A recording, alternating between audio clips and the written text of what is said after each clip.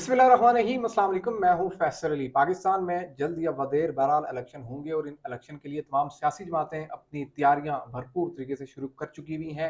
गुज़श्ता इंतखाबात में तहरीक लब्बैक ने अच्छा खासा वोट लिया था और इस वक्त उस जमात पर भी बड़ी नज़र इसलिए है कि हालिया उन्होंने कुछ ऐसी सरगर्मियाँ ज़रूर की हैं जिस पर हुकूमत को उनसे बातचीत भी करना पड़ी है, उन्हें कंसिडर भी करना पड़ा है। इस मामले पर बात करने के लिए हमारे साथ सीनियर जर्नलिस्ट जनाब मसूद चौधरी साहब मौजूद हैं, जो तहरीक लब्बैक को बहुत क्लोजली कवर करते आए हैं और हाल ही में इन्होंने कराची से शुरू होने वाले तहरीक लब्बैक के उस एहतजाजी मार्च को, उस लॉन्ग मार्च को कवर भी किया है, जिसका एक मखसूस मकसद भी था। और इनसे जानेंगे चौधरी साहब, बड़ा शुक्रिया आपका। लोग ये जानना चाहते हैं, तहरीक लब्बैक ने 2018 में भी बहुत बड़ा वोट लिया और अब जब नए इंतखाबात होंगे तो अब क्योंकि 9 मई बड़ा इस वक्त खबरों में है, तो उसके बाद क्या किसी सियासी जमात के साथ कोई इत्तेहाद होगा, इंडिपेंडेंट सिचुएशन होगी और तहरीक लब्बैक की सख्त तैयारियां किस तरह की हैं इलेक्शन के हवाले से? सबसे पहली बात तो ये कि आपका शुक्रिया बहुत-बहुत कि आपने मुझे ना चीज़ को वक़्त दिया। तहरीक लब्बैक पाकिस्तान का जो लॉन्ग मार्च था वो इंतहाई पुरअमन रहा। कराची से सराय आलमगीर तक, और सराय आलमगीर में 3 दिन का स्टे होने के बाद अब जो मुज़ाकरात हैं वो कामयाब हुए और बग़ैर कोई पत्ता टूटे, बग़ैर किसी जान का नुकसान हुए जो है वो मामलात बेहतरी की तरफ चले गए और मुआहिदा तय पा गया। हुकूमत देखें, अभी पीडीएम है। पीडीएम की जमातें इस वक्त वो भी इलेक्शन देख रही हैं और तहरीक लबैक पाकिस्तान भी इलेक्शन की तरफ जाने की तैयारियां कर रही है। तमाम जो कैंपेन है वो चाहे कोई माने ना माने, कोई पसंद करे ना करे, लेकिन इसका इम्पैक्ट इलेक्शन के ऊपर होगा, वोटर के ऊपर लाजमी होगा कि जो लीडरशिप है उसने कितना अच्छा परफॉर्म किया और कितनी सक्सेस समेटी। कराची से लेकर जो तैयारियां हैं वो कराची से लेकर सराय आलमगीर तक बहुत ज़बरदस्त नज़र आई। हर जगह के ऊपर बहुत बड़े-बड़े जो हैं वो उनके इस्तकबाल हुए, फिर एक पूरी कैंपेन जो है वो उसके इर्द-गिर्द गुज़री। तो यकीनी तौर पर आने वाले इलेक्शन के अंदर उसका इम्पैक्ट हमें देखने में मिलेगा। सिंध की अगर बात की जाए तो सिंध के अंदर पाकिस्तान पीपल्स पार्टी इस वक्त पंजाब में बहुत काम कर रही है। उसकी वजह यही है कि बिलावल को अगला वज़ीर-ए-आज़म देखने के लिए लोग जो है वो तैयारी कर रहे हैं। एस्टेब्लिशमेंट की जो वजन है वो उसकी जानिब झुकाव उसकी जानिब नजर आ रहा है। तो इस तमाम सिनेरियो में तहरीक लबैक पाकिस्तान जो है वो एक अपसेट भी कर सकती है और नो डाउट हुकूमत चाहे ना बना सके, लेकिन एक अच्छा खासा वोट बैंक जो उनका पहले से मौजूद है उसको ना सिर्फ रिटेन करेगी बल्कि ज्यादा वोट बैंक भी लेने में कामयाब हो सकती है। जी। इसमें ज़ाहिर है कि जो गुज़िश्ता वोट था वो अच्छा खासा वोट था और उसकी वजह से बड़ा फ़र्क पड़ा था। जो एक इंतखाबी आप कह सकते हैं कि तवाज़ुन बिगड़ गया था ठीक-ठाक। तो अब की बार पंजाब के अंदर क्या नज़र आ रहा है? पंजाब क्योंकि यहीं से ही ये जमात स्प्रेड आउट हुई, तो पंजाब ज़ाहिर है कि मुल्क के हुकूमत साज़ी में भी, असेंबलियों की बनाने में, तोड़ने में बड़ा अहम किरदार होता है, तो वहाँ पे क्या सूरत-ए-हाल है? पंजाब में देखें, सीट पहले कोई नहीं जीत सके थे। ये हुँ। इलेक्टोरल प्रोसेस है। इलेक्टोरल प्रोसेस में सीट का होना असेंबली के अंदर वो बड़ा अहम होता है। गो के सिंध से 3 MPs इनके पास मौजूद हैं और उनका एक अपना वजन मौजूद रहता है। MNA इनके पास कोई नहीं है इस वक्त।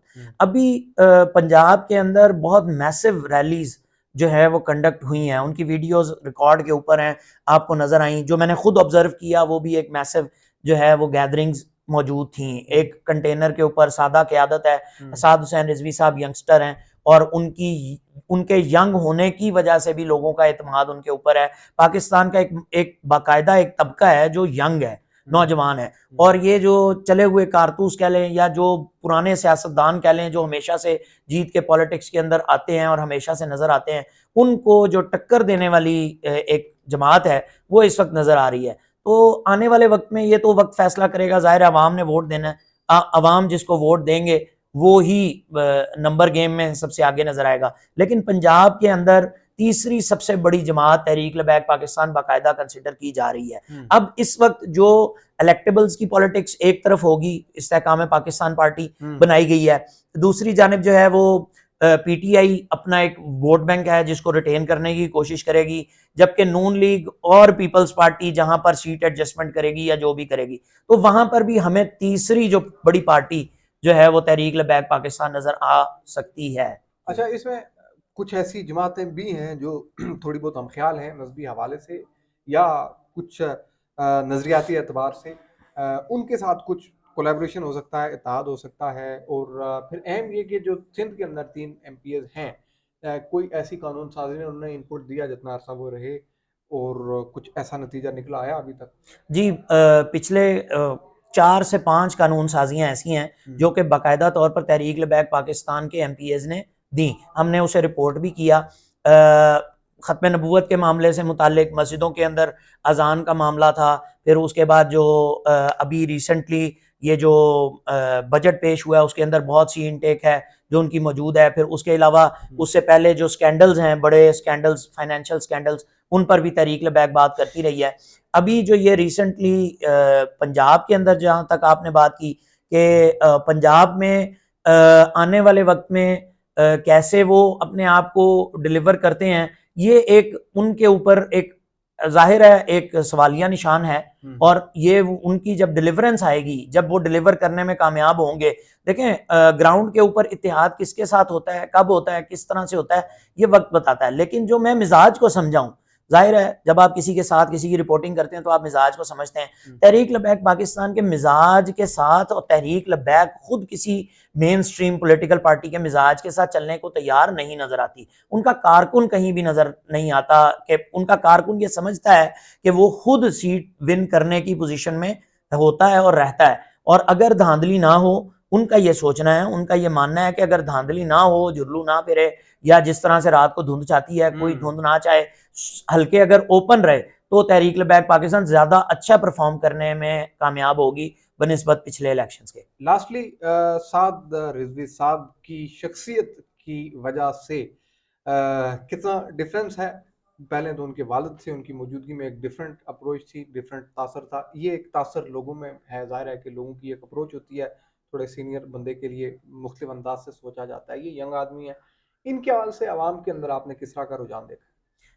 देखें जो नौजवान है, ये एक बात तो मैं आपको बता देता हूँ आपके तवज्जुह से तमाम सुनने वालों को, साद रिजवी साहब उस तरह की मरूसी क़यादत नहीं है जिस तरह की दीगर पॉलिटिकल पार्टीज में होती है। यानी बिलावल ने कारकुन के तौर पर काम नहीं किया, मरियम ने कारकुन के तौर पर काम नहीं किया, गिलानी साहब के बेटे ने कारकुन के तौर पर काम नहीं किया, लेकिन साद रिजवी ने बतौर कारकुन पुरान मतलब 2018 से पहले से बतौर कारकुन काम किया था। और बहुत सारे लोग जो ये बड़े आपको नजर आते हैं सफेद दाढ़ियों वाले, बहुत से बुजुर्गान स्टेज को अगर आप गौर से देखें तहरीक लबैक के, तो वो बड़े नजर आते हैं आपको, वो तमाम के तमाम वो हैं जिन्होंने पहले साद रिजवी के साथ काम किया है।